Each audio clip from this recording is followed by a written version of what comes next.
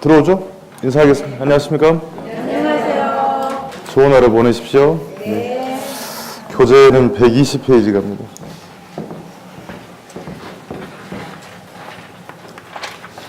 이 편의 2장인데요. 부동산의 경기비운동을 공부합니다.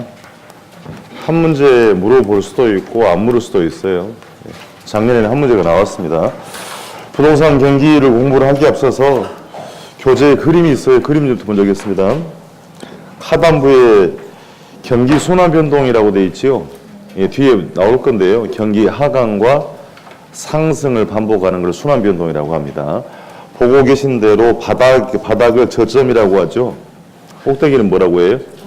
정점이다. 그 한 사이클, 상승과 하강이 반복된 한 사이클을 경기의 일주기라고 표현하고요. 정점에서 저점까지는 뭐라고 되어 있죠? 경기의 진폭이라고 표현합니다. 용어는 구분이 돼야 돼. 잠시 볼 거니까요. 그래서 순환 변동인데 그 위에 보시면 표에 일반 경기 변동의 주기가 나옵니다. 뭐 그거 외울 건 아니고 세 번째 칸에 가시면 주글라 파동이라고 되어 있죠. 또 주글레가 아니고 학자 이름입니다.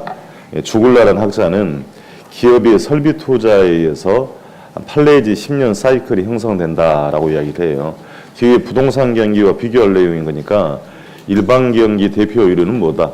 주글라 순환이다 라는 정도는 인지가 필요합니다. 보조단 갑시다. 보조단 가시면 스태그플레이션이라고 되어 있죠. 최근에 딱 한 번 나왔어요. 뭐 다시 물어볼 가능성이 크지는 않습니다만 대개 경제가 성장하면서 물가가 오르죠.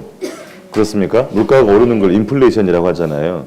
근데 얘는 그러면 저성장 국면에서 침체 국면에서 물가가 오르는 경우를 스태그플레이션이라고 합니다. 그러니까 스태그네이션은 침체라는 표현이고 인플레이션은 물가가 오른다는 얘기니까 그래서 딱 한 번 물어봤어요. 뭐 또 물어볼 가능성은 크지는 않습니다만 나온다 해도 뭐 지문 정도만 대비를 하시면 돼요. 저성장 고물가 현상을 뭐라고 한다? 스태그플레이션 했습니다. 본론으로 들어갑니다. 맨 밑에 네모 1번에 가시면 괄호 1번에 가서 부문경기란 말이 보입니까? 네. 예, 용어를 정의할 겁니다. 자, 전체 경기가 있어요. 전체 경기 중에 부동산 경기는 전체 경기를 구성하는 부문 경기라고 합니다. 그럼 전체 경기 중에 일부는 조선 해운 경기도 있을 거고요. 일부는 반도체 경기, 뭐 여러 가지가 있을 건데 부동산 경기도 전체 경기를 구성하는 무슨 경기라고 한다? 부문 경기다. 이렇게 표현하는 것은 전체 경기에 영향을 주기도 하고 영향을 받기도 합니다. 독립적으로 변동하는 게 아니다는 얘기입니다. 이제 연관성이 있다는 얘기고 부동산을 용도별로 나눠보면 일부는 주거용 경기, 일부는 상업용, 일부는 공업용, 일부는 토지 경기로 나눠볼 수 있습니다. 그러면 이제 학자들이 주거용 경기가 가장 비중이 크다 그래서 앞으로 부동산 경기라면 흔히 뭘 말한다? 주거용 부동산 경기라고 하고 주거용을 좁은 의미의 협의의 부동산 경기라고 합니다. 이 정도는 알고 가야 되고요. 여기다가 상업용, 공업용을 포함하면 넓은 의미 광의의 부동산 경기라고 하고 토지까지 포함하면 최광이라고 합니다만 쓸데없고요. 여러분이 협의 경기면 아시면 돼요. 협의의 경기는 뭐다? 주거용 부동산 건축 경기를 말한다. 아주 오래전에 재건축 경기다 이렇게 물어본 적이 있습니다. 추접스럽게 물어봤죠. 주거용 부동산 건축 경기입니다. 자, 그러면 전체 부동산 경기 중에 주거용이 가장 비중이 크다 그랬죠. 네. 되돌려 의하면 부문의 경기가 전체 경기에 영향을 주는 정도는 동일하다, 다르다. 비중이 다르다 그랬잖아요. 다르기 때문에 부동산 경기는 부문 경기들의 가중평균치적 성격을 나타낸다고 합니다. 비중이 동일하면 산술 평균하는 것이고요. 다르면 무슨 평균한다? 이게 의미를 알고 가는 겁니다. 자, 용도별로도 경기 차이는 있고요. 부문별로 우리 부동산 같은 지역 있어 없어요? 없어요. 지역별로 도시별로 경기 변동은 동일하게 다르게 이게 기본 표현이다. 다르게 나타나기 때문에 가중평균적 성격을 나타낸다고 합니다. 보고 가겠습니다. 맨 밑에 그 괄호 그 파란 글씨에 부문 경기라고 되어 있잖아요. 그 용어만 구분하면 되고 다음 페이지 올라오세요. 그 맨 위에 가시면 부동산 경기는 독립적으로 변동한다라기보다는 일반 경기와 연관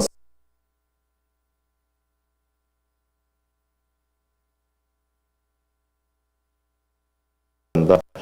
주거용 부동산 건축 경기고, 두 번째 줄 끝에 가세요. 그럼 주거용 부동산 건축 경기가 차지하는 비중이 크다라고 돼 있죠.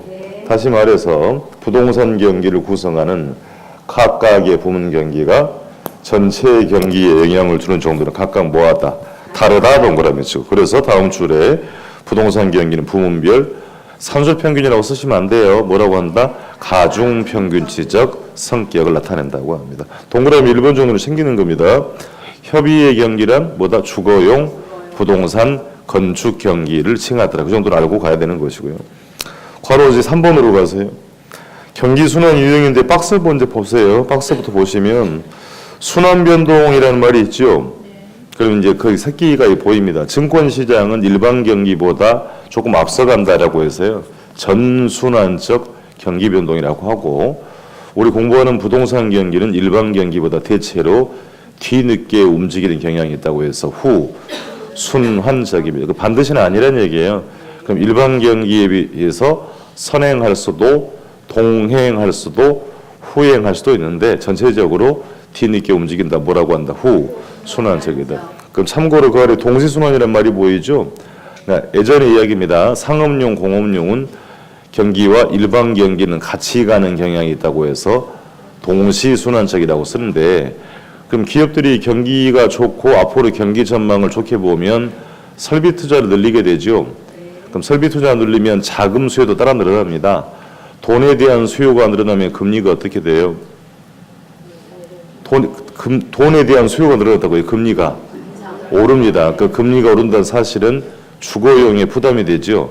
그렇기 때문에 맨 끝에 주거용 경기는 일반 경기와 반대로 간다고 해서 역순환적 현상을 보여주기도 한다고 합니다. 요즘에는 잘 안 묻는 건데, 그래서 그걸 본 건 이유는 부문 경기별로 변동의 시차가 존재한다라는 걸 정리하기 위함이에요. 그래서 그 위에 올라가면 지문이 있습니다. 두 번째 줄, 전체적으로 부동산 경기는 일반 경기보다 뒤늦게 움직인다.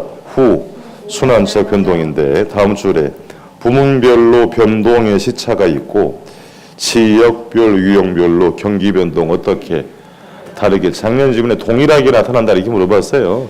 다르니까 공부를 하는 겁니다. 그래서 또한 부동산 경기별은 나라마다 뭐하고 다르고 시간과 지역에 따라 다른 양상으로 나타나더라는 것입니다. 자, 그래서 큰 틀은 정리했고요. 한 장 넘겨봅니다. 그 동그라미 2번 정도는 알고 가자 그랬어요. 부동산 경기는 뒤늦게 움직인다. 후순환적인데 기억 보시면 지난주 공부한 게 나와요. 수요와 공급은 가격에 대해서 비탄력적이다. 그러니까 일반 경기에 대응해서 민감하게 반응하지 못한다라는 얘기고, 참 늦게 움직여요. 반응을 잘 안 해요를 뭐라고 한다? 타성 기간이 길어지는 문제가 있다라고 표현합니다. 같은 맥락의 표현이었고요.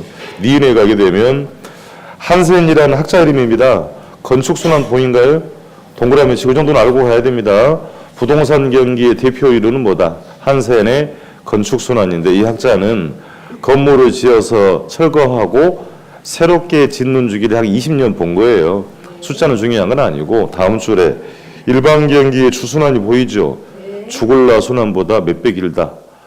2배 더 길다라는 건데, 2배 정도 길잖아요. 2배는 중요한 건 아니고, 그래서 일반 경기론보다 부동산 경기가 주기가 더 길다라는 건 알고 가는 겁니다. 아시겠죠? 이게 숫자는 뭐 중요한 건 아니었어요.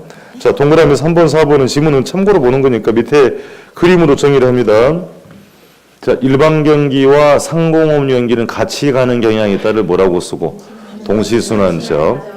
그럼 반대로 주거용 금리가 오르면 반대로 간다 그랬죠? 그럼 역순환적 현상을 보여주기도 한다. 일반 경기와 주거용이 반대로, 다시 상공업용과 주거용이 반대로 가는 경향이 있다를 뭐라고 한다. 역순환적. 요즘엔 잘 안 묻습니다. 좀 문제가 되기 때문에 우리가 참고로 보는 거니까요.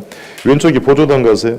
기출체크에 2번 가시게 되면 상업용 부동산의 건축 경기는 주거용 부동산 건축 경기와 대체로 일치한다 이렇게 물어봤잖아요. 그러니까 잘못했다 어떻게? 반대로 가는 경향이 있다. 역순환적 변동을 보여주기도 하더라는 얘기입니다. 자, 가볍게 정리했던 거고, 다음 페이지부터는 좀 신경을 쓰셔야 됩니다. 괄호 4번에 가시면 타이틀이 다른 형태의 경기 변동이라고 되어 있죠. 자, 그렇게 붙여놓은 이유는 조금 전에 상승과 하강을 반복하는 걸 무슨 변동이다? 순환 변동이라 그랬잖아요.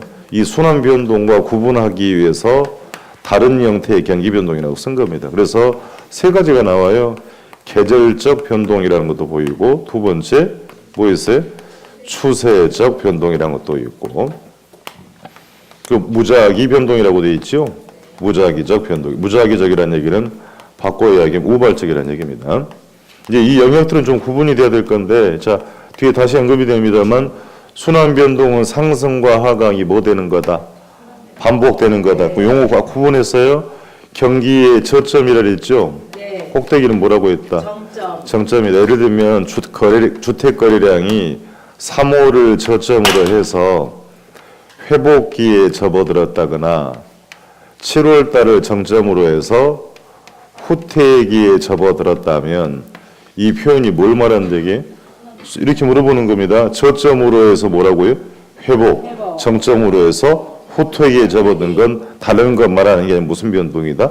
순환 변동을 말합니다. 계절이란 말이 뭐예요? 그러니까 아무래도 그 계절에 반복돼서 나타나는 거니까 신학기가 되면 학군부근의 아파트 수요가 늘 수 있죠. 네. 방학 기간 동안 대학교 원룸의 공실이 높아질 수 있습니다. 무슨 변동이다?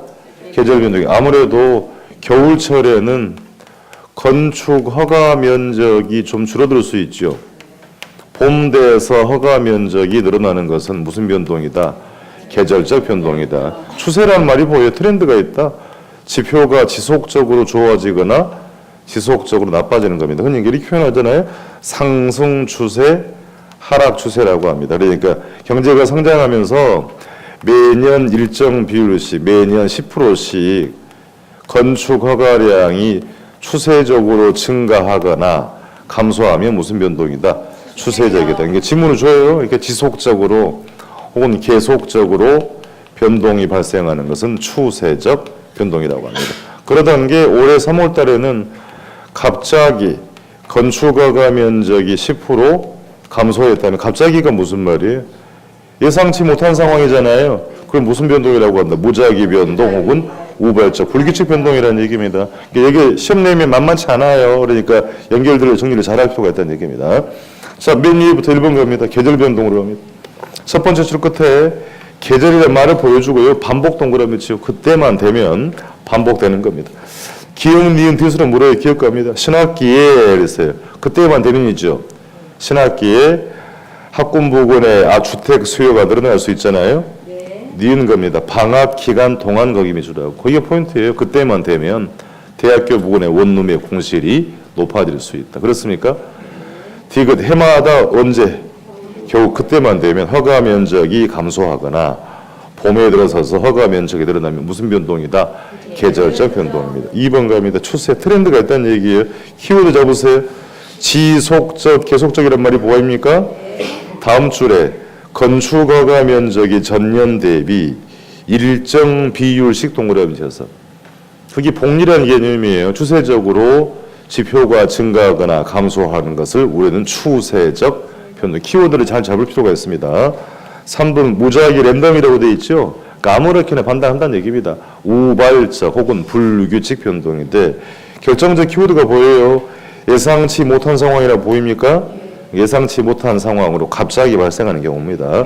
기억으로 가서 정보도 중요한데 더 중요한 키워드는 급작스런이에요. 급작스런 대책에 의한 변기 변동이나 갑작이란 말이 보이잖아요. 허가 면적이 늘어나거나 감소하는 경우를 말합니다. 예시를 보십니다. 해마다 겨울이 되면 거래량이 줄어들었는데 거기 밑줄 아세요? 기억신문 보고 있어요. 예시 안에 해마다 겨울이 돼서 거래량이 줄어든 건 무슨 변동? 다시 읽어서 무슨 변동? 계절적 변동. 해마다 겨울이 되면 허가량이 줄어든 건 무슨 변동? 계절 변동인데 2018년 겨울에는 거래량이 급격하게 늘어난 거죠. 그럼 무슨 변동? 그게 무작위 변동이란 말이에요. 그렇습니까? 같은 말 아니에요. 앞 질문은 무슨 변동이고 그럼 그러던 게 갑자기 뒤집어졌으니까 무슨 변동이다? 무작위 변동, 우발 변동이 됩니다. 자, 니은 디귿 참고로 보시면 되고 문제 확인합니다. 경기 변동 요인은 추세 변동, 순환 변동, 계절 변동, 불규칙, 우발이라고 되어 있잖아요. 용어들은 구분이 됩니다. 물어봤던 거 맨 끝에 계절 변동에 해당하는 사례를 물어봤습니다. 이 문제는 다시 물을 수 있어요. 1번 가격과 품으로 건축 허가량이 급격히 증가했다. 급격히가 포인트가 된 거죠. 예상치 못한 상황이죠. 뭐다? 우발적 변동 혹은 무작위 변동이 되고. 2번 일시적이란 말이 포인트예요.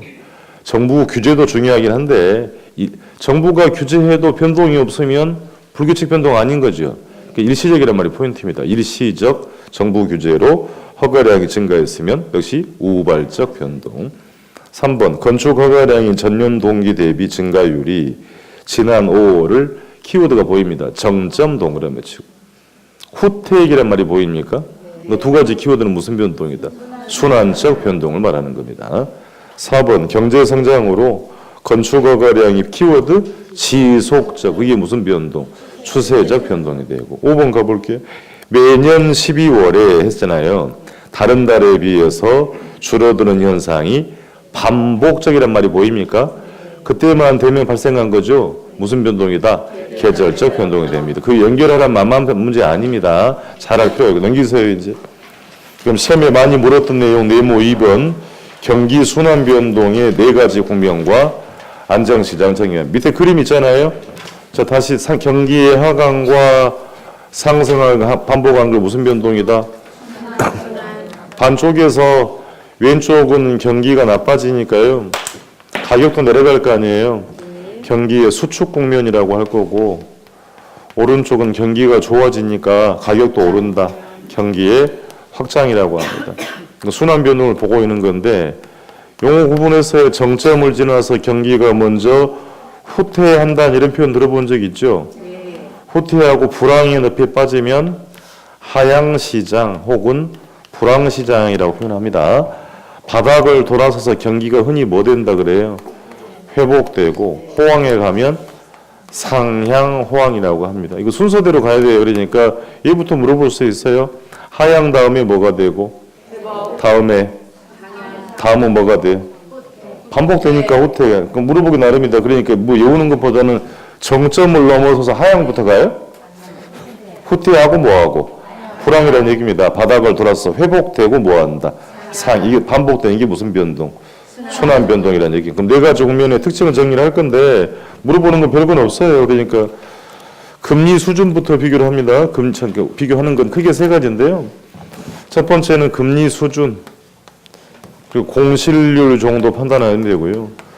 두 번째, 이 시장의 주도권이 매수자 중심 시장입니까? 아니면 매도자 중심 시장입니까? 하나 정리할 것은 이전에 매매되었던 가격은 현재 봤을 때 상한선입니까? 하한선. 이것만 보시면 되는 겁니다. 자, 이렇게 보시면 돼요. 금리는 현장에 나가시면 후행하는 측면이 있습니다. 경기가 좋아지면 자금 수요가 늘어요. 그럼 금리도 올라요. 근데 금리가 너무 또 급등을 하면 문제가 되죠. 그럼 급격한 금리 인상, 균형을 넘어가서 또 원위치로 간다 그랬잖아요. 급격한 금리 인상은 경기 어떻게 읽으세요? 후퇴를 유발할 가능성이 있는 것이고, 경기가 나빠지면 정부가 경기를 회복시키기 위해서요, 금리 인하를 계속 단행을 합니다. 이게 약발을 받으면 경기가 뭐 돼요? 회복된다라고 하는 것입니다. 이렇게 왜 고금리, 저금리라고 외우는 거 아니에요? 단계적 금리 인하는 경기를 뭐하고? 회복시키고, 급격한 인상 경기를 후퇴를 유발할 수가 이렇게 대응하셔야 됩니다. 공실률이 뭡니까? 비어있는 공간의 비율이 일반론입니다. 후퇴 국면에 들어서면 공실률이 점차 늘어나기 시작하죠. 하향되면 공실률이 가장 높을 수 있다. 바닥을 돌아서면 공실률은 점차 감소할 거고, 상향되는 공실률이 가장 낮을 거 아니에요. 일반론 대응하시면 마찬가지다. 회복에 들어서면 건축 허가량이 점차 뭐 할 수 있다. 늘어날 수 있다. 그 상식적인 얘기라는 얘기입니다. 자, 경기가 안 좋을 때는 여러분이 공인중개사예요. 안 좋을 때는 가격이 내려가죠. 그럼 매수자가 많아요? 매도자가 많아요? 그럼 돈 벌려면 어떻게 할래요? 누구를 잡고 오실래요? 그래요. 이렇게 쉬워. 그러니까 안 좋을 때는 매수자 부동산 중심의 활동이 요구되는 겁니다. 그럼 경기가 좋아지면 주도권이 바뀌어요. 이제 매물을 확보를 해야 되죠. 자꾸 뭐 걷어들여 버리니까. 그래서 좋을 때는 누구 중심이다? 매도자 중심입니다. 사는 사람이죠. 구매자, 파는 사람 판매자, 용어 구분이 돼야 됩니다. 가격이 내려가요. 이전에 매매되었던 예를 들면 5억이라는 가격은 현재는 여기입니다. 횡축은 시간인 거니까 여기서는 많이 받아도 얼마예요? 최고로 받았다고 5억이다. 이전에 매매 가격은 현재에 봤을 때 뭐가 된다? 상한 가격이 되는 겁니다. 반대로 가격이 오르는 국면, 자 이전에 4억이라는 가격은 현재는 여기 못 받아도 얼마? 4억. 이전의 가격은 새로운 거래 뭐다? 하한수. 요것만 자주 물어봤어요. 그러니까 한쪽만 잘 정리해야 됩니다. 경기 수축 국면에서는 누구 중심? 매수자. 이전의 가격은 상한. 요것만 잘 정리만 해주면 되겠다라는 겁니다. 그림 보세요. 왼쪽에 경기 정점을 지나면 후퇴가 발생하죠. 다음은 뭐고요? 하향. 바닥을 돌아서면 경기가 회복. 다음 뭐다? 상향. 그게 순환 변동입니다. 밑에 다 정리되어 있을 것도 없어. 수축 국면은 누구 중심이고 매수자 중심 시장이고 경기가 바닥을 돌아서면 매도자 중심으로 바뀌죠. 자, 수축 국면에서는 이전의 가격은 새로운 거래에 뭐가 되고 상한선. 경기가 좋을 때는 이전의 가격은 하한선. 그거 주로 물어봤습니다. 위로 올라가셔야 돼. 네모 2번의 두 번째 줄 메뉴에 파란 것이 생깁니다. 주택 거래량이 지난 2월을 저점으로 해서 회복기에 접어들었다. 무슨 변동? 뭘 이야기해 주는 거예요? 두 가지 키워드. 저점과 회복기. 2월달 이런 거 중요한 거 아니에요. 저점으로 해서 회복기에 접어든 거 무슨 변동이다? 순환 변동. 내려옵니다. 확장 국면. 첫 번째 회복시장 갑니다. 바닥을 돌아섰죠? 니은 경기 회복을 위한 정부의 금리 인하가 효과를 발휘되면서 거래량이 점차 늘어난다. 무슨 국면이다? 회복으로 볼 수 있다는 얘기입니다. 디귿 부동산 활동은 매수자 중시와 태도에서 바뀌죠. 회복 앞에가 하향이죠. 하향까지는 누구 중심인데? 매수자. 이제 뭘로 바뀐다? 매도자 중시와 태도로 변하게 된다. 다음 줄에 가격 상승이 이제 예상되는 거니까 매도자는 거래 성립 시기를 늦추려고 하죠. 매수자는 성립 시기를 당기려고. 이런 질문은 예민한 거예요. 조심하셔야. 매수자는 성립 시기를 당기려고 하고 매도자는 성립 시기를. 근데 주도권이 누구한테 있단 말이에요? 매도자한테 있다는 얘기입니다. 리을 갑니다. 이전에 회복 시장의 과거의 매매 사례 가격은 새로운 거래 기준 가격이 되거나 뭐가 된다? 하한선. 기준 가격은 특별한 의미가 있는 건 아니고요. 이렇게 전환이 될 때는 읽어보세요. 기준 가격이 되거나 뭐가 된다? 하한선. 마찬가지 후퇴도요. 이렇게 기준 가격이 되거나 뭐가 된다? 상한선. 이런 의미가 되겠습니다. 다음 페이지 갑니다. 동그라미 2번 상향시장은 다른 말로 호황이라고 그랬잖아요. 니은 갑니다. 역시 니은 항목의 주도권은 누구 중심? 매도자 중심. 내용 똑같아요. 매수자는 거래 성립 시기를 당기려고 하고 매도자는 성립 시기를 늦추려는 경향이 있다. 가격이 올라가니까 리을. 이전의 가격은 새로운 거래에 뭐다? 하한선이 되는 겁니다. 내려와서 나머지 참고로 보시는 거고 괄호 2번 수축 국면에 동그라미 1번 후퇴 정점을 넘어갔지요. 정점을 지나서 하락세로 전환되는 단계고 가격 상승률이 더디거나 거래량이 감소하고 공실 공가율이 높아지면 뭐를 볼 수 있다? 후퇴로 판단할 수 있다는 얘기입니다. 디귿으로 갑니다. 가격이 하락하니까 이전의 매매 가격은 새로운 거래 기준 가격이 되거나 뭐가 되고 상한선이 되고 똑같아요. 이제 리을 부동산 활동은 이전에는 뭐였어요? 상향이었죠. 매도자 중심에서 뭘로 바뀐다? 매수자 중시와 태도로 바뀌는 겁니다. 넘기세요. 126페이지 괄호 2번 하향 다른 말로 뭐라고 쓴다? 불황. 후퇴 국면 이후로 불황에 접어들어서 장기화되면 침체란 말이 보입니까? 동그라미 치세요. 불황의 늪에 빠지는 걸 뭐라고 한다? 침체라고 하는 겁니다. 똑같아요. 니은 하향시장의 매매 가격은 새로운 거래 상한선이 되죠. 그럼 주도권이 누구한테 있다? 매수자 중심의 활동 요구가 되는 겁니다. 보조동 갑시다. 기출체크. 하향 국면에서는 불황 국면이죠. 불황이잖아요. 경기 회복에 대한 기대감으로 건축 허가 건수가 점차 증가한다. 그럴 리가 없는 거죠. 걔는 뭐라고 해야 돼? 회복이라고 해야 될 거 아닙니까? 그렇습니까? 회복 국면에서는 허가 건수가 점차 뭐 할 수 있다? 늘어날 수가 있다라는 것입니다. 기본적인 표현이었어요. 하단부 내려와서 문제 확인합니다.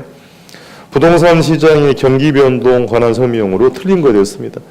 1번 경기 변동이라고 되어 있죠. 정확하게 쓰면 경기 순환 변동의 1번 지문 앞에를 정리를 하세요. 경기 순환 변동하셔야 됩니다. 그러니까 여러분 책에는 뭐라고 되어 있냐면 일반 경기처럼 상승과 하강이 반복한다 그랬죠. 이게 무슨 변동이다? 순환 변동. 함부로 사실 쓰면 안 돼. 그러니까 이렇게 계절 변동 다른 것들이 있잖아요. 그러니까 구분하기 하니까 이렇게 상승과 하강이 반복되는 게 무슨 변동이다? 순환 변동입니다. 대학 교수들이 지각이 없어요. 막 갖다 베꼈으니까 이런 문제가 생기는 겁니다. 문제가 될 수가 있어요. 2번 갑니다. 상향시장에서 직전 구면의 거래사례 가격은 가격 오르죠? 그럼 새로운 거래 뭐다? 하한 가격이라고 해야 될 거 아닙니까? 그죠? 상한이 아니고 뭐예요? 하한. 답이 딱 2번 됐잖아요. 그럼 나머지 3, 4, 5번 읽어야 됩니까? 그러니까 확실히 모르면 또 3번도 읽고 4번도 읽고 시간을 다 흘려버린다는 얘기예요. 정확히 아는 게 중요하다. 가격이 올라가니까 이전의 가격은 새로운 거래 뭐다? 하한 가격이 됩니다. 다음 페이지 가요. 바로 3번. 안정시장으로 갑니다. 안정시장도 잘 안 묻습니다. 부동산 학자들이 모든 국면에 존재한다는 별도의 안정시장이 존재한다고 합니다. 이 표현 그대로예요. 경기 변동에 민감하게 반응한다는 얘기예요. 민감하게 반응하지가 않더라. 불황에 강한 부동산들이 속한 시장이라고 합니다. 왜 그래요 하면 유효수에 지탱이 되고 있다고 그래요. 자, 그러니까 이전에 매매되었던 가격은 현재 보고서도 믿고 거래할 수 있죠. 가격이 큰 변동이 없단 말입니다. 그러니까 여기는 상한선 안 쓰고 이전의 매매 가격은 신뢰할 수 있는 기준 가격이 되더라. 이렇게만 정의하면 됩니다. 그럼 안정시장은 그럼 주도권이 누구한테 있는 건 아닌 거니까 그렇습니까? 여러분이 공인중개사는 시장이 안정이면 어떻게 해야 돼요? 매수자, 매도자를 다 확보할 필요가 있다라고 하는 것이 이게 모의고사는 뭐 나올 수 있는데요. 논란이 되기 때문에 잘 안 묻습니다. 그러니까 가볍게만 대응하시면 되겠어요. 자, 확인합니다. 동그라미 1번 끝에 가면 불황에 강한 약한 모의고사는 불황에 약한이라고 나와요. 그러니까 말 그대로 안정됐다는 얘기, 불황에 강한 부동산이고 경기 변동에 민감하게 반응하지 않은 시장입니다. 2번 가세요. 유효수요란 말이 보이죠? 유효수요에 지탱이 되고 있고 다음 줄에 가격이 안정되어 있거나 완만한 상을 지속하는 국면을 안정시장이라고 합니다. 3번 과거의 거래 사례 가격은 믿고 거래할 수 있다, 신뢰할 수 있는 뭐가 된다? 기준 가격이 돼. 4번 정도는 물을 수 있어요. 중개물건 의뢰 접수와 관련해서 안정기라면 중개에서 하는 매각 의뢰와 매입 의뢰 수집이 다 같이 중요하다. 그렇습니까? 이 주도권이 누구한테 있는 건 아니었다는 얘기입니다. 네모스 한번 공부한 거 정리하면 특징 동그라미 치고 공부를 하기 위해서 제가 좌우 대칭으로 그렸고요. 앞에서 부동산 경기는 후순환한다 그랬죠? 늦게 움직여요. 회복은 느리고 후퇴는 빠르게 진행이 됩니다. 그러면 좌우가 이게 대칭이에요, 비대칭이에요? 비대칭이란 걸 아시면 돼요. 자, 그럼 물어볼게요. 경기 순환 국면이 뚜렷하게 구분된다. 이다, 아니다. 이 보고 왔어요. 자, 부문별로, 용도별로, 지역별로 경기 변동은 전부 다 뭐하다.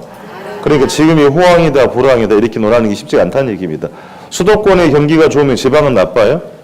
아무 연관성 없어요. 그럼 주거용 경기가 좀 상업용은 나빠요? 그것도 연관성도 없어. 그러니까 순환 국면이 뚜렷하게 구분되지가 않더라. 규칙적으로 변동한다? 불규칙적으로 변동. 앞에 보고 왔습니다. 일반 경기보다 순환 주기가 더 길다 그랬죠. 경기의 진폭도 뭐하다? 크다. 정점은 높고 저점은 깊어집니다. 그래서 부동산은 사이클이 좀 늦게 움직이긴 한데 이게 잘못하면 꼭지에 잡아놓고 하면 어떻게 돼요? 되돌아서는 강을 건너가는 겁니다. 부동산이 굉장히 위험한 거, 돈이 딱 묶인단 말입니다. 가격 하락은 아무것도 아니고요. 그럼 부동산 투자하시는 분들이 자기의 돈 가지고 하시는 분들이 많아요? 대부분 다 차익을 동반합니다. 높은 금융면에서. 그럼 돈이 묶이면 문제가 되는 거예요. 그래서 투자할 때는 이 사이클을 좀 잘 보고 대응을 하실 필요가 있다라고 합니다. 실제로 그게 투자하는 게 사는 건 아무 문제 아니다니까요. 사는 거 질르면 되는 거지 뭐. 그죠? 파는 게 문제예요, 파는 게. 그러니까 그래서 충분히 고려해서 면밀하게 검토해서 들어갈 필요가 있다는 얘기입니다. 자, 확인합니다. 타성현상으로 인해 일반 경기에 비해서 회복은 뭐하고 후퇴는 빠르게 진행이 된다고 합니다. 세 번째 줄, 확장과 수축이 대칭이다. 비대칭적이다. 자, 2번 질문. 정점 높다라고 했죠. 저점 또한 깊다. 진폭이 뭐하다. 크다라고 물어봤습니다. 3번, 4번이 핵심이에요. 순환 공면이 규칙적이다. 불규칙적이고 불분명하다라고 했죠. 뚜렷하게 구분되지 않습니다. 그 이유가 4번에 보입니다. 부동산 경기는 지역별, 유형별로 각각 어떻게 다르게 나타나니까 지금 호황이다, 불황이다 논하는 거 쉽지가 않더라 얘기입니다. 보조단가예요. 기출책 나머지 참고로 보시면 되고 부동산 경기는 각 주기별 순환 국면이 일정하지가 않은 경향을 보인다. 불규칙적으로 변동한다는 얘기. 넘기겠습니다. 중요한 거 다 봤고요. 확인의 제를 봅시다. 네모 4번은 잠시 볼 거고요. 확인의 제 보시면 틀린 거 물어봤어요. 부동산 경기는 경기 주기의 순환 국면이 일정지가 않은 특징이 있지요. 2번 일반 경기보다 선행할 수도 후행할 수도 있어요. 그래도 전체적으로 후순환적 변동을 보여준다 그랬습니다. 3번 일반 경기와 비교해서 팽창 용어 바꿔놨잖아요. 확장 국면과 위축, 수축 국면의 차이가 뭐하다. 크다. 그게 비대칭이란 말이에요. 그렇습니까? 큰 특징이 있는 것이고. 4번 유형에 따라 각각 키워드는 어디에 다른 변화의 특성을 나타내기도 하더라 얘기입니다. 5번 부동산 경기는 분석 대상 지역의 인근 지역에 한정하여 측정하는 것이 유효하다. 그 문제가 되는 게 인근 지역에 한정한다는 말 잘못된 겁니다. 우리 개론은 전부 다 상대적 관점이에요. 그러니까 전주 지역의 부동산 경기를 볼 때는 여기만 볼 게 아니고 이와 대체 경쟁 관계에는 다른 지역 경기도 유사 지역 경기도 함께 고려할 필요가 있다라고 하는 것을 모의고사 봤는데요. 모의고사를 75점 받았어요. 잘했어요? 못했어요? 잘하기 뭘 잘해? 기준이 있어야지. 평균이 80이면 평균이 80이 잘한 거예요? 못한 거예요? 못한 거예요. 그러니까 절대적으로 항상 결론은 전부 다 뭐다? 상대적 관점이다라는 거니까 한정해서 보는 게 아니고 다른 지역도 함께 고려할 필요가 있다는 겁니다. 그게 왼쪽 가보세요. 128페이지 네모 4번에 가면 맨 위에 부동산 경기는 개별성, 지역성 특징에 따라서 다음 줄에 각각 어떤 양상이다. 다른 양상으로 나타나기 때문에 전체의 경기를 파악하는 것은 용이하다, 용이하지 못하다. 그래서 지역 경기 위주로 하되 인근 지역 경기를 측정하기 위해서는 이와 대체 관계는 어디도 유사 지역 경기도 함께 고려할 필요가 있다. 됐지요? 예, 그렇게만 정리를 하시면 되겠습니다. 경기 변동 그렇게 마무리하고요. 2절로 가서 거미집 이론은 차라리 거미집 이론은 좀 공부를 좀 더 하는 게 좋습니다. 출제 빈도 계속 늘어나고 있으니까. 자, 그래프의 모기습이 거미집 같다고 합니다. 그래프가 움직이는 것을 동적이라고 표현하는 거고요. 자, 가격은 우리가 공부할 때 단기적으로 급등락을 반복해도 장기적으로 어디로 간다? 균형으로 수렴한다라고 하잖아요. 움직이면서 균형을 찾아간다고 해서 동적 균형 이론이라고 표현합니다. 새로운 공부를 한 건 아니었어요. 부동산 수요나 부동산 공급이나 가격에 대해서 모두 다 비탄력적이죠. 상대적으로 비교하면 어느 게 더 비탄력적이다. 수요는 준비하면 반응할 수 있죠. 공급은 준비해도 돼, 안 돼? 안 되는 이유는 건축에 소요되는 기간이 더 길어서. 그러니까 자, 수요는 상대적으로 탄력적이라는 얘기고요. 공급은 상대적으로 핵심이 여기 있어요. 그러니까 거미집이론 다른 게 묻는 게 아니고 공급의 비탄력성, 공급의 시차, 공급이 일정한 시간이 지나야만 반응한다라고 이야기를 하는 게 거미집이론 핵심입니다. 적어도 거미집이론이 지문이 나오면 이 정도는 기억이 남아있어야 돼요. 그럼 수요는 탄력적인 게 기울기가 어떻게 돼요? 공급은 기울기가 더 급하죠. 그럼 이 조건이면 균형에 충격을 가하면 균형으로 수렴한다라고 합니다. 그래서 이제 결론부터 말씀드리는 거예요. 그러니까 공급이 비탄력일 때 균형으로 모아간다? 수렴해간다. 우리 공부한 대로 이자율이 하락하면 주택의 수요가 늘어날 수 있죠. 가격 어떻게 돼요? 시장에 초과임 발생했죠. 주택의 공급은 적시에 늘었나요? 상당한 시간이 걸린다 그랬잖아요. 그럼 공급이 한꺼번에 나오게 되면 나중에 너무 많이 나온 거예요. 초과 공급이 되버린 겁니다. 그럼 가격 어떻게 돼요? 이게 폭락합니다. 폭락. 초과 수요, 초과 공급, 폭등, 폭락을 반복하는 과정인데 그래도 장기적으로 어디로? 균형으로 수렴한다는 과정을 보는 겁니다. 자, 그래서 이제 그래프로 만나러 가요. 종축은 가격, 횡축은 양, 수요는 상대적으로 탄력적이다. 완만하게 그려봅니다. 공급은 상대적으로 B. 공급이 좀 급해 보이나요? 예, 그런다 그러세요. 그래야 합격해요. 공급이 뭐하다? B. 자, 종축이 가격이죠. 네. 그럼 그대로 합니다. 가격이 이렇게 상승했어요. P1으로 상승했다고 봅시다. 지난주에 이 그림 여러분이 본 적이 있어요. 횡축이 양이죠. 네. 가격이 상승하면 공급량은 뭐하고? 수요량은? 감소하고. 그럼 노란색 제가 그어드린 크기만큼 초과 공급이죠. 요 그대로 하잖아요. 가격이 상승하면 뭐다? 초과. 그럼 물량 너무 많이 나왔죠. 가격이 폭락입니다. 폭락. 가격이 폭락했잖아요. 네. 다시 횡축으로 가요. 횡축이 양이라 그랬죠. 네. 가격이 하락하면 수요량은 증가하고 공급량은 감소하고. 이 크기는 또 뭐예요? 초과 수요다. 그럼 수요가 많죠.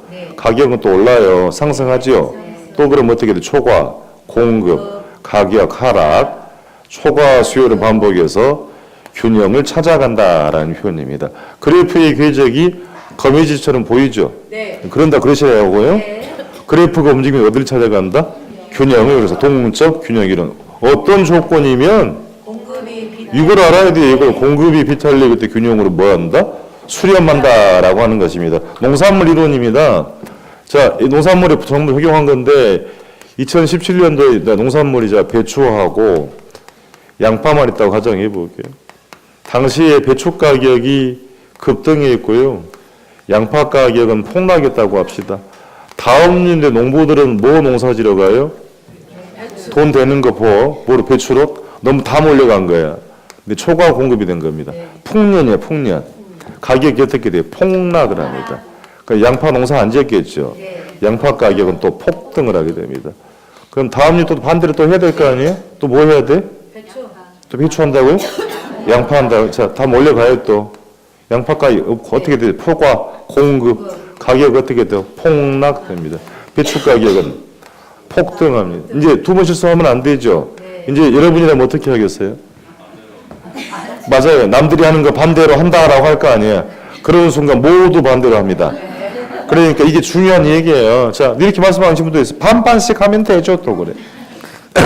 그러면 이 이론 성립 안 되는 거예요. 이 보세요. 그러니까 공급자가 올해 가격이 내년에도 그대로 유지될 거라고 보고 양을 늘린 거죠. 근데 1년 뒤에 물량이 너무 많이 나온 거예요. 그러니까 인간이 장래를 예측을 하면 거미집이론은 성립이 안 됩니다. 공급자는 언제나 현재의 가격에만 반응한다는 것을 전제하고 있다. 이게 중요한 표현이다. 그러니까 거꾸로 물어볼 수 있어요. 미래의 예측감이 거미집이론 성립되지가 않습니다. 자, 반대로 다시 2018년도의 생산량은 뭐에 의해서? 전년도 가격에서 결정이 된다라는 겁니다. 올해 배추 다 갈아엎어요, 지금. 너무 많이 나와서. 이게 문제는 이제 이 FTA 때문에 농산물 좀 들어오는 문제도 있고, 어쨌든 이게 좀 반복되는 사이클이 있어요. 그러니까 양파 가격이 급등을 하면 농사하신 분들이 어떻게 생각하겠냐고. 내년에 당연히 그럼 어떻게 돼? 양파의 재배 면적이 늘려요. 너무 많이 나올 수밖에 없단 말입니다. 그러니까 이게 사이클이 계속 반복되긴 하는 건데, 장기적으로는 어디로? 균형으로 수렴해 간다라고 하는 내용이었습니다. 책 확인하고 갑니다. 세 번째 줄 가요. 거미집이론은 공급이 일정한 시차를 두고 공급이 포인트라 그랬죠. 그걸 토대로 해서 균형의 안정성을 동태적이란 말이 뭐예요? 움직이면서 균형으로 찾아간다라는 것입니다. 그래서 맨 마지막 줄에 그래프의 궤적이 거미집과 유사하다고 해서 거미집 이론, 동적 균형 이론이라고 표현합니다. 맨 밑에 내려와서 네모 2번 기본 과정 수요는 첫 번째 줄 끝에 가격이 변동하면 수요량은 즉각적으로 반응하기 때문에 상대적으로 뭐하다? 탄력적. 넘겨서. 공급이 핵심이에요. 동그라미 1번 파란 것이 부동산 가격이 변하면 공급 물량은 일정한 시간이 지나야만 반응하는 걸 전제한다 그랬죠. 중요한 표현입니다. 공급자는 전년도 시장에서 형성된 가격이 끊고 금년에도 그대로 유지될 거란 전제하에 양을 늘리죠. 문제는 제때 공급이 돼야 안 돼. 생산에 소요되는 기간이 길어지다 보니까 물량이 완공되어서 나오면 초과 공급, 주택시장은 미분양이 된단 말입니다. 이해가 되겠어요? 동그라미 2번 거미집 이론에서는 공급자가 언제나 무슨 가격? 현재 가격에만 반응하는 전제하고 그 의미는 인간은 합리적 존재라고 하면 잘못된 질문이라는 얘기입니다. 거꾸로 2019년도 양은 뭐에 의해서? 전년도 가격이 결정이 되는 겁니다. 메모 3번 균형점 이동 괄호 1번이 핵심이라 그랬어요. 수렴형이 보이죠? 처음 보신 분들 그래프 좀 보세요. 파란색 그래프의 궤적이 빙글빙글 돌아가면서 안으로 균형을 찾아가고 있죠.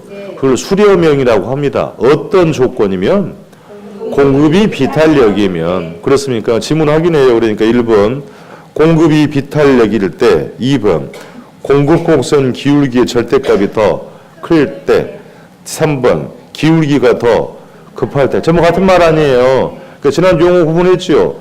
비탄력이면 양변화가 적죠. 기울기가 뭐하다? 급하다. 절대값이 클 때 균형으로 뭐한다? 수렴한다. 그거 당연히 알아야 되는 겁니다. 다음 페이지 괄호 2번 갑니다. 그래프를 보시면 파란색 화살표의 방향이 균형을 벗어나서 자꾸 튕겨나가고 있죠. 발산형이라고 표현합니다. 어떤 조건이면 공급이 탄력적이면 공탄발이라고 외우시더라고요. 근데 뭐 외워도 별로 실익은 없고 공급이 비탄력이면 수렴형이라 그랬죠. 그럼 탄력적인 수렴형이 아니란 것만 알면 돼요. 어차피 보기를 주는 거니까 공급이 탄력적인 뭐다? 발산형이다. 그럼 공급 곡선의 기울기가 완만할 때 절대값이 작을 때 발산형이다.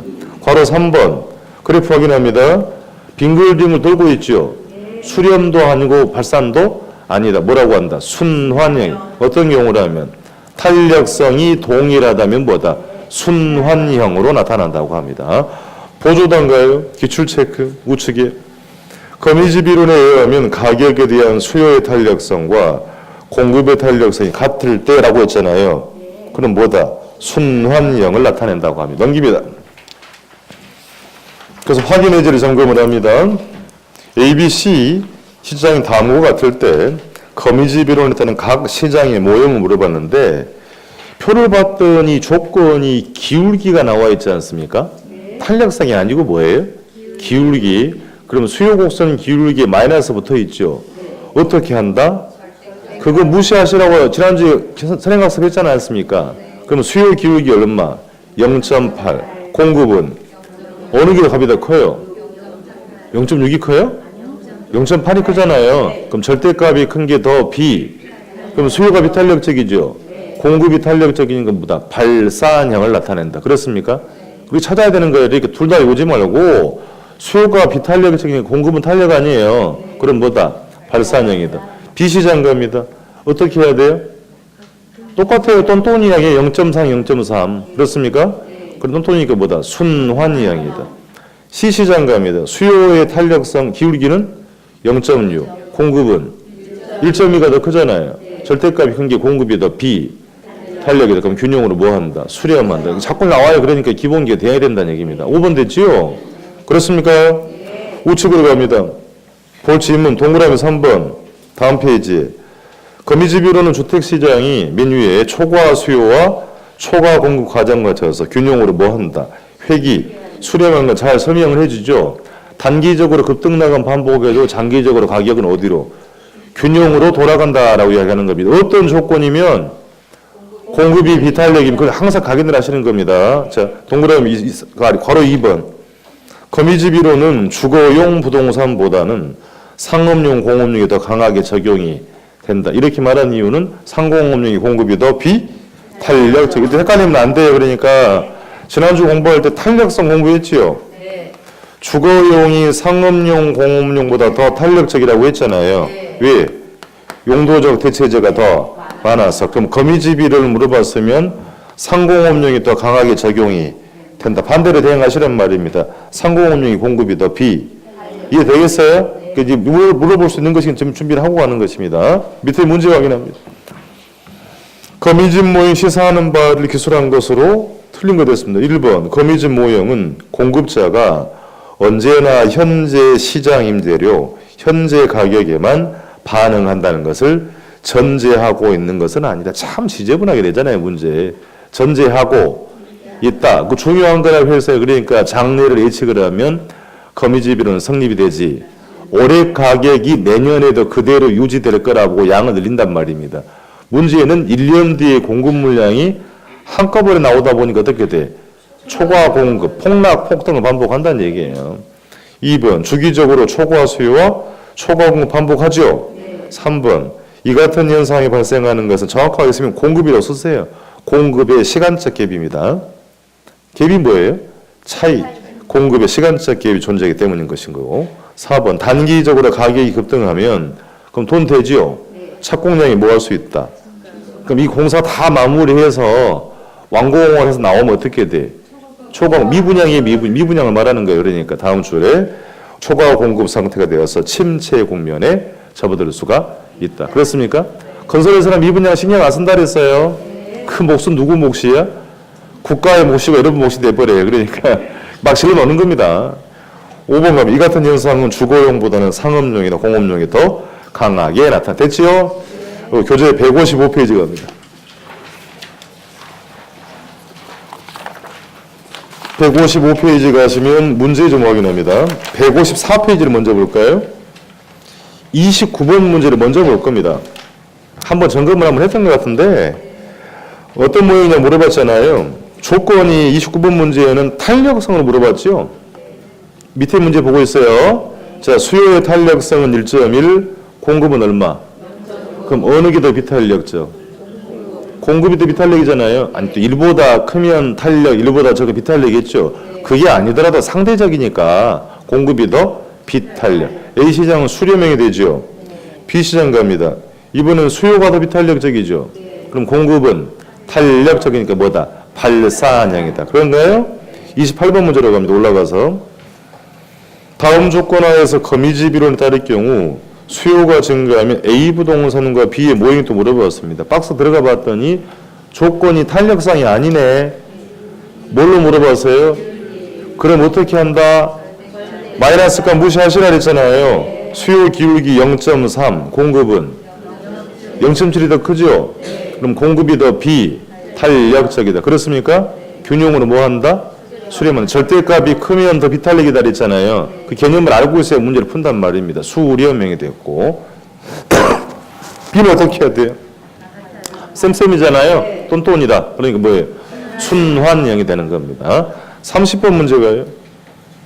AB 부동산 시장의 함수 조건에서 가격 변화에 의한 동태적인 장기 조정 과정을 설명한 거미집 이론의 모형을 물어봤는데 아이고 박스 화면 봤더니 뭐 이상한 공식이 나와 있죠. 제가 지난주에 그 기울기를 말씀드렸어요. 그렇습니까? 이제 A 부동산 시장 읊어보세요. A는 어떻게 되어 있어요? EP 이퀄 500 마이너스 QD예요. QD고 3P 이퀄 300 플러스 4QS. 그럼 이게 뭔지 알아야 될 거 아닙니까? 이 봅시다. 가격이죠. QD는 뭐예요? 수요량. 이게 수요함수 공식이란 말입니다. 가격과 수요량 무슨 관계? 반비례. 그래서 마이너스가 붙은 거고요. 가격이죠. QS는 뭔데요? 공급량. 가격과 공급량 무슨 관계?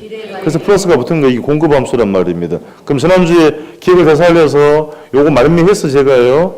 100 마이너스 2QD 써가지고 QD 앞에 숫자가 무엇이다? 기울기를 했잖아요. 그러면 저 다시 종축이 수요공급선 우하형하죠. 여기 기울기를 했잖아요. 종축이 뭐예요? 프라이스 아니에요. 여기를 뭐로 정해야 돼요? P로 정의를 하시란 말이에요. 2P가 돼 있죠. 이익을 날리란 말입니다. 그럼 곱하기 2분의 1을 하시든지 나누기 1을 하시란 얘기예요. P로 정의를 하시란 말입니다. 그럼 P 이퀄 굳이 하면 250이죠. 이제 기울기를 구할 때는 250은 필요가 없어요. 요것만 하면 되는 거니까 그럼 마이너스 2분의 1 QD가 된 거죠. 됐어요?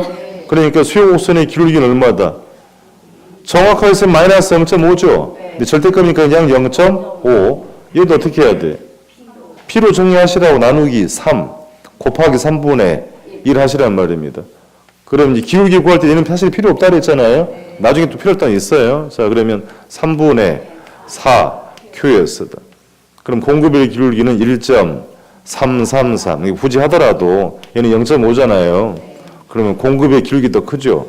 공급이 더 그럼 균형으로 뭐 한다? 수렴한다. 그러니까 이거 당연히 기본으로 해야 돼. 장님이 또 나왔어요. 그러니까 나중에 필요할 거니까 기울기를 구하라고 할 때는 수식을 뭐로 정의한다? P로 정리를 해서 앞에부터 숫자가 뭐다? 기울기. 그래야 문제를 풀어요. 그 문제 한번 보세요. 문제. 기울기 값을 구해서라는 말이 있어요? 그 말은 없어요. 그러니까 결혼 문제의 공통점 뭐냐 문제는 이거 뭐 하나 하든지 모르는 거야. 뭘 요구하는지 모르다. 그러니까 문제 파악을 안 되다 보니까 못 짚고 오는 겁니다. 그러니까 뭘 구하라는 거다? 기울기를 찾아서 어떤 모양이냐 좀 물어본 거란 말이에요. 아시겠죠? 분위기가 많이 안 좋네. 지난주 선행학습 문제가 했잖아요. 그러니까 놓칠 게 아니란 말이에요. 그러니까 기울기를 구할 상황이면 수식을 뭐로 정리한다? P로. 자, 지난주 이거 공부했어요. 그럼 균형 가격과 균형 양을 구하라고 하면 어떻게 정리해야 돼? 수식을. QD 이퀄 혹은 Q. S로 정리해야 되죠. 그러니까 문제를 막 안 읽고 막 이해하려고 하지 말고 넘기려고 하지 말고 잘 보시란 말입니다. 균형 가격과 균형 양을 구하라고 하면 수식이 뭐로 정리되는지 보고 QD로 정리되어 있는지 보고 기울기를 구해야 할 상황이라면 수식이 어떻게 P로 정리되는지 확인을 하시란 말이에요. 그래서 저렇게 하셔야 버벅거리지 않는다라고 말씀을 드립니다. 해볼 필요 있어요. 그러면 B시장 그냥 보이잖아요. 수요 기울기는 얼마가 됐고 2잖아 2. 공급 나누기 하면 되지요. 얼마다? 2. 똔똔이잖아요. 그럼 뭐가 됐어요? 순환형으로 나타난다라고 합니다. 앞으로 여기 기울기 개념은 여기서 안 물어보면 4편에서 또 물을 수 있어요. 그러니까 필요하기 때문에 번잡스럽긴 하겠습니다만 개론은 어차피 이런 문제를 만나야 돼요. 물어보게 되는 거니까 준비가 좀 필요하다라고 당부를 드리도록 합니다. 쉬었다 가겠습니다.